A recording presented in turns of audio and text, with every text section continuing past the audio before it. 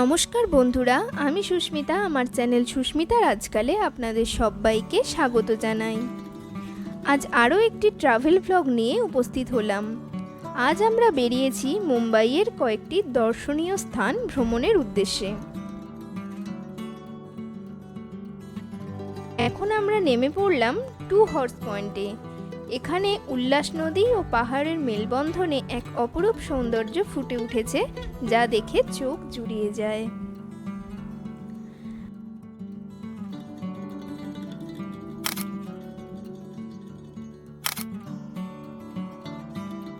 আবারও গাড়িতে উঠে রওনা দিলাম আমাদের পরবর্তী গন্তব্যের দিকে। এখানকার রাস্তার দুপাশের সৌন্দর্য মনকে ভরিয়ে তোলে। এখন আমরা যাচ্ছি গ্লোবাল বিপাশনা প্যাগোডাতে, যেটি মুম্বাইয়ের বোরিভ্যালিতে অবস্থিত।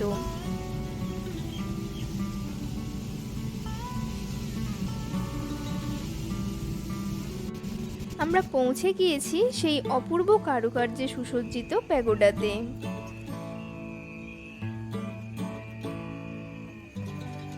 প্যাগোডার প্রবেশপথের দুপাশেই দুটি বড় বড় ঘণ্টা আছে, যার শব্দে মাঝে মাঝেই ধ্বনিত হয়ে ওঠে এখানের বাতাস।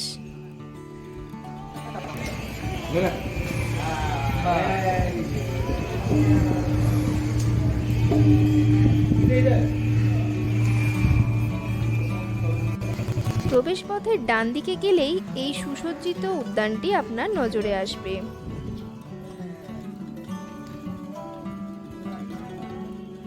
এই উদ্যানের বিপরীতেই গৌতম বুদ্ধের একটি ধ্যানরত মূর্তি আপনারা দেখতে পাবেন।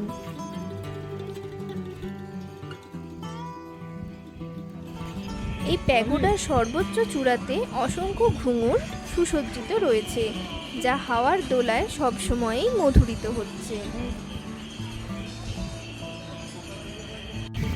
এনারা হলেন শ্রী সত্যনারায়ণ গোয়েঙ্কা ও তার স্ত্রী শ্রীমতী ইলাইচি দেবী, যারা এই বিপাশনা মেডিটেশন ভাবনাটির উত্থাপক। এই প্যাগোডার ভেতরে ৮,০০০ লোক একসাথে বসে উপাসনা করতে পারে। এটির ভেতরে কিন্তু কোনো পিলার নেই। পাথর স্তরে স্তরে সাজিয়ে এই ডোমটি তৈরি করা হয়েছে। এই প্যাগোডার প্রতিটি রন্ধ্রে রন্ধ্রে কারুকার্য সত্যিই নজর কাড়তে বাধ্য।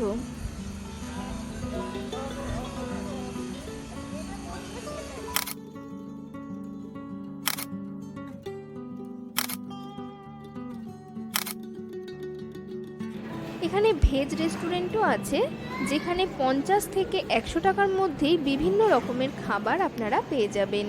আগে যেই গৌতম বুদ্ধের মূর্তিটি আপনাদের দেখালাম, তার ঠিক পিছনেই এটা অবস্থিত।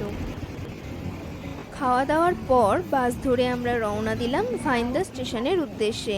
প্যাগোডার মেন গেটের সামনে থেকে স্টেশনের বাস পাওয়া যায়।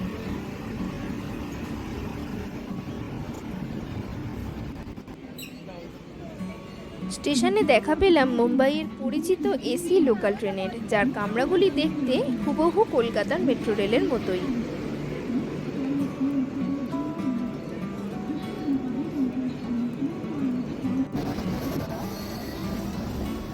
এবার আমরা লোকাল ট্রেনে চেপে পৌঁছে গেলাম চার্চ গেট স্টেশনে।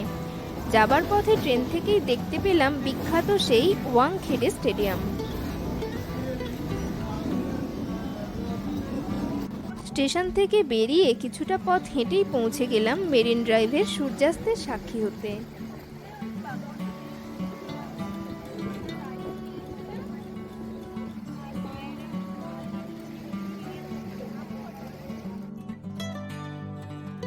আরব সাগরের তীরে সূর্যাস্তের সৌন্দর্য উপভোগ করতে করতে আমরা আমাদের জার্নি আজ এখানেই শেষ করলাম। সবাই জানাবেন আমার আজকের ভিডিওটি আপনাদের কেমন লাগলো। সেই সাথে যদি কোনো প্রশ্ন থাকে তাও অবশ্যই কমেন্টের মাধ্যমে জানাতে পারেন। সবাই ভালো থাকবেন, সুস্থ থাকবেন। ধন্যবাদ।